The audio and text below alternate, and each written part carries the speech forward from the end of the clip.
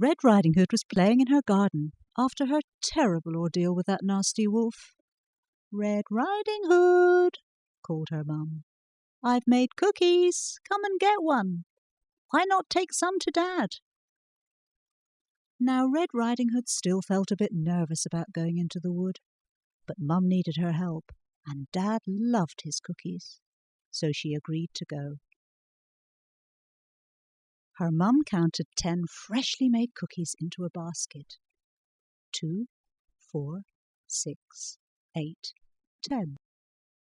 Red Riding Hood gave her mum a big hug. Off she went. She hadn't gone far when she heard a small voice. "Red Riding Hood! Red Riding Hood!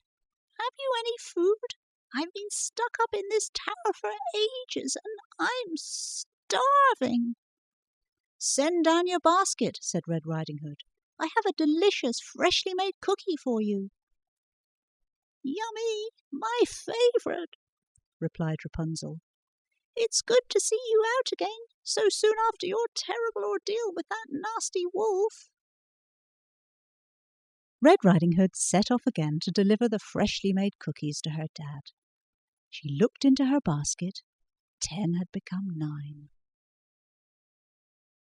After a while she arrived at Mr. and Mrs. Bear's house. They were sitting around their garden table with Baby Bear, staring into 3 very empty bowls. "Red Riding Hood, have you any food? We're starving. Someone's eaten all our porridge." Now Red Riding Hood was a kind little girl, and she popped 1 freshly made cookie into each of their bowls. "Oh, thank you," said the Bears. "It's good to see you out again, so soon after your terrible ordeal with that nasty wolf." Red Riding Hood marched on. She looked into her basket. 9 had become 6. She hadn't gone far when she reached Grandma's house. "I must see how Grandma is after her terrible ordeal with that nasty wolf," thought Red Riding Hood. Grandma was in bed. Grandma, you look starving," said Red Riding Hood. "You must have one of Mum's homemade cookies. I'm taking some to Dad, but he won't mind you having one." "Thank you, dear," said Grandma. "You are a thoughtful girl. Now run along and don't keep your father waiting." Red Riding Hood gave Grandma a kiss on the cheek and rushed off to find her dad. She looked into her basket. 6 had become 5. After a while she reached the river. 3 very scrawny billy goats were lying on a patch of rather brown grass. "Red Riding Hood, have you any food? We're starving."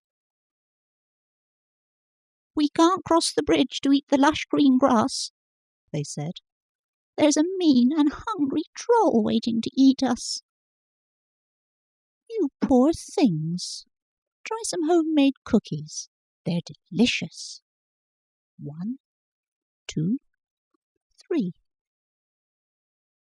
"You're very kind," said the billy goats. "Nice to see you out again, so soon after your terrible ordeal with that nasty wolf." Red Riding Hood ran on. She looked into her basket. 5 had become 2. "Well, at least there aren't any nasty wolves around here," thought Red Riding Hood. Just then a wolf jumped out in front of her. "Well, well, well," said the wolf. "If it isn't Red Riding Hood, out again so soon after your terrible ordeal with my brother. Seeing you makes me feel rather peckish." "You can't have any of my cookies," squeaked Red Riding Hood. "I wasn't thinking about cookies," growled the wolf as he leapt towards her. Hearing a scream, her dad appeared wielding his axe. "Run, Red Riding Hood, run!" he bellowed, as he chased the wolf away. "Not again, Red Riding Hood," thought Dad. They were both hungry after their terrible ordeal. She reached into her basket. "1 for you and 1 for me." said Red Riding Hood. And then there were none.